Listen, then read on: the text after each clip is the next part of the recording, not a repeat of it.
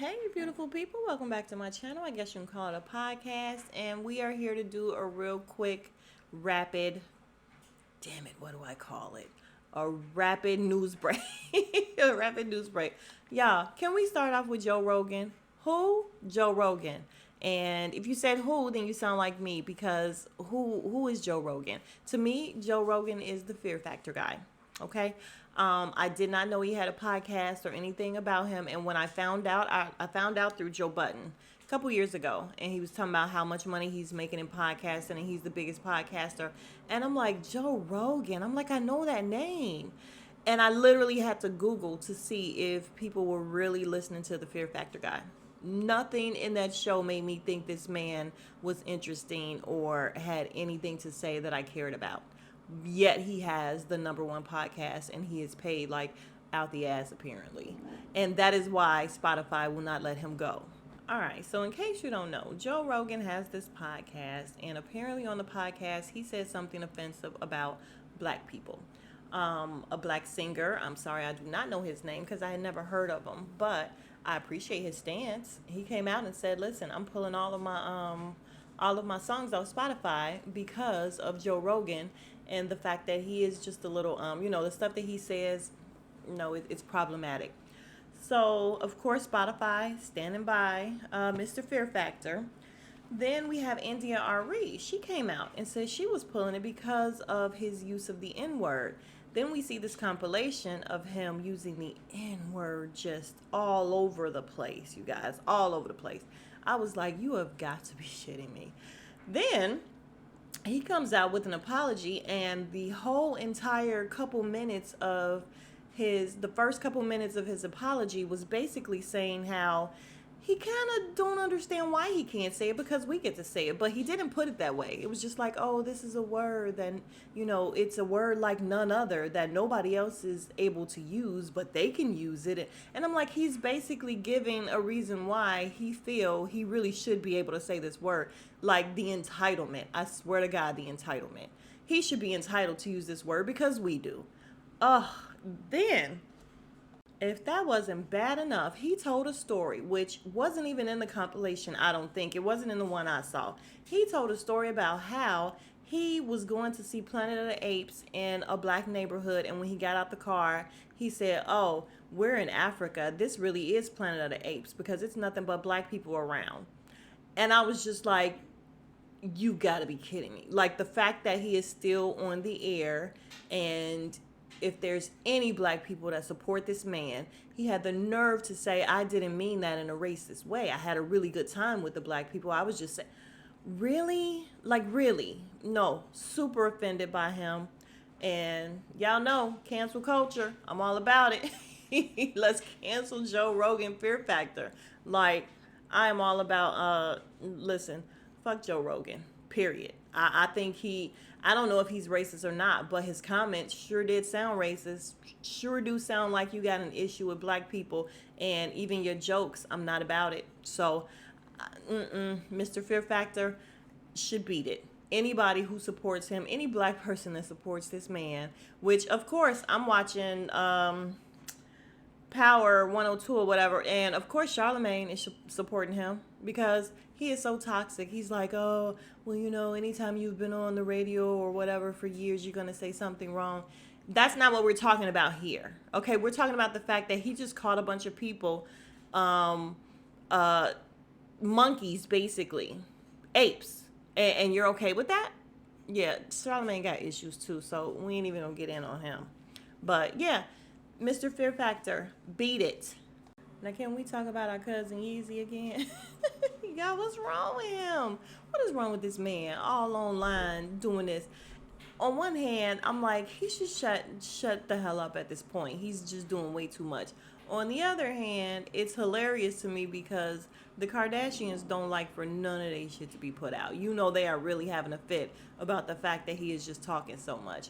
But Kim just be killing him with little comments, little jabs. And I'm like, dang, dude, just sit this one out. Like, stop. I am not gonna lie. I got a kick out of him saying her cousins be trying to hit me up for stuff. And then you see the tweet or the text where the cousin was like, "Hey, is it okay to buy something off of StockX because such and such wants the whatever it is?" And he's like, "I'm not talking about that," or he wasn't into it.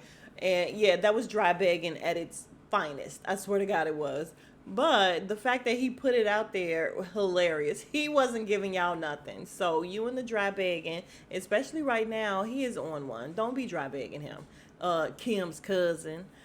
But what was the other thing that was so funny? Him snitching on people who helping him.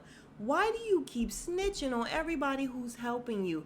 The person who told you, who was it? Kylie. Oh, she just had a baby too. Congratulations. Big up to her.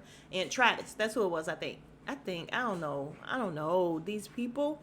But I think it's Travis. They just had a baby. And I think it was Travis that ended up telling him where the party was. And he comes out and shows the tweet where or the text where he's thanking Travis. So you're snitching on Travis, letting everybody know he told. Then you call somebody else and ask for Kim's number or address or something. He gives you the number. He sends you a number, and you thanks him. Lord, you thank him and send out the text and show everybody who actually told. You can't be snitching, Kanye. Come on, you from Chicago. We don't do that. Don't do that. All right, let's touch on Whoopi real quick without really touching on it because it's a very touchy subject. But when I listened to the tape, I was cringing, not so much because of what she was saying it, but how she was saying it and how she was so sure and she just kept doubling and tripling down. And whether she was right or wrong, her co-hosts were trying to get her out of it and she just wouldn't allow them. That's the part that I was like, girl, you are really, really trying to die on this hill. Like, what are you doing? So, yeah, it was very cringeworthy, the whole thing. But I will tell you, do I care about her being suspended? I do not, because when they do and say things, we expect for something to happen to them, consequences. That's all that it's about. However, I do have a problem with the way that it was done. I don't like how she was publicly humiliated, and I feel like they did that on purpose in terms of writing this open letter or whatever, or putting out this statement to the public saying, listen, we don't support her and we're suspending her for 2 weeks. Like, you're putting all her business out there or whatever. I don't like the whole humiliation thing. Don't like it at all. And that's my problem with the whole story. The other thing that I found interesting was that, 2 weeks. She's missing out on almost $200,000. She get what, $100,000 a week? Listen, I would love to do The View. $100,000 a week? Yo, I'm not mad at that. But again, I hate this for her. I think I heard things that she was gonna, she would probably quit. I can't say that I much blame her.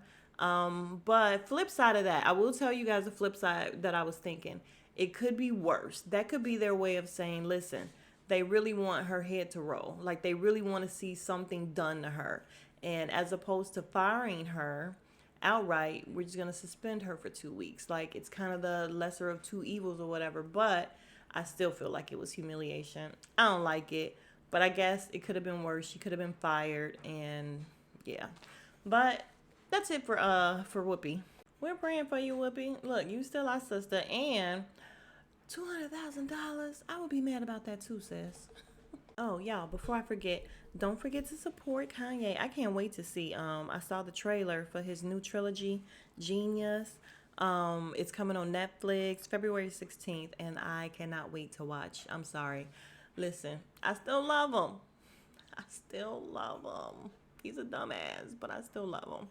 All right, and we are going to end things on petty news. Petty news is always Nick Cannon, who received he received a vending machine full of Magnums, and I think that was very generous to give him Magnums. That was nice. But he says, looks like somebody just sent me an early Valentine's Day gift, vending machine full of Magnums. And as soon as I saw this, I said, Kevin. And then a couple minutes later on the Shade Room, they said it was Kevin. And yeah, I love these two. And their humor, hilarious. And somebody in the comments was like, he ain't gonna use them. Nick Cannon ain't gonna use them. Hilarious. All right, you guys, I was just jumping on real quick to give my little 2 cents. So if you are still here, I appreciate you. Thank you so much. You are the real MVP. If you have not already, please like, comment, and subscribe. Please subscribe if you will. And I will see you in the next video. Smooches.